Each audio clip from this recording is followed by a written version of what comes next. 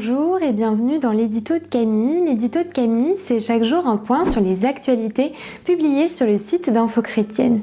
Aujourd'hui, jeudi 1er avril, nous allons parler des chrétiens en 2021. Les actualités du jour nous proposent de faire un point sur la situation des chrétiens dans plusieurs pays. D'abord aux États-Unis, puis au Soudan, en France et pour finir en Érythrée. Aux États-Unis, un sondage révèle que les Américains n'ont jamais été aussi peu nombreux à appartenir à un lieu de culte. Ils étaient 70% en 1999 contre 47% actuellement. L'Institut de sondage affirme néanmoins que les États-Unis restent une nation religieuse et qu'il est possible qu'une partie de ce déclin soit temporaire et liée à la pandémie.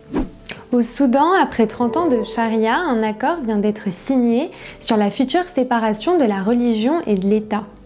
Une mesure qui devrait garantir la liberté de culte puisqu'aucune religion ne sera plus imposée à quiconque.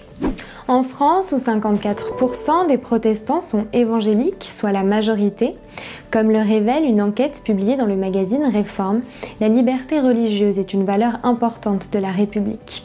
Une liberté qui pourrait être entravée par l'adoption du controversé projet de loi confortant les principes de la République, examiné par les sénateurs depuis mardi et jusqu'au 8 avril prochain. En Érythrée, la liberté religieuse n'est pas garantie et les chrétiens sont soumis à une politique répressive de la part du gouvernement. Récemment, on déplore l'arrestation de 35 chrétiens qui ont été envoyés en prison. Malheureusement, la persécution des chrétiens s'est intensifiée cette dernière année dans le monde, comme le révèle l'index de la persécution 2021 de l'ONG Portes Ouvertes, qui estime que 340 millions de chrétiens sont actuellement discriminés ou persécutés à cause de leur foi. Des chiffres qui doivent nous mobiliser dans la prière pour les chrétiens persécutés. N'oublions pas également de prier pour l'Hexagone, comme nous y encourage le Conseil national des évangéliques de France, afin que les dispositions votées par le Sénat ne deviennent pas une entrave à l'annonce de l'Évangile. Ce sera tout pour aujourd'hui. Si cette vidéo vous a plu, n'hésitez pas à la liker, à la partager ou à nous le dire en commentaire. Je vous souhaite une très bonne soirée, soyez bénis.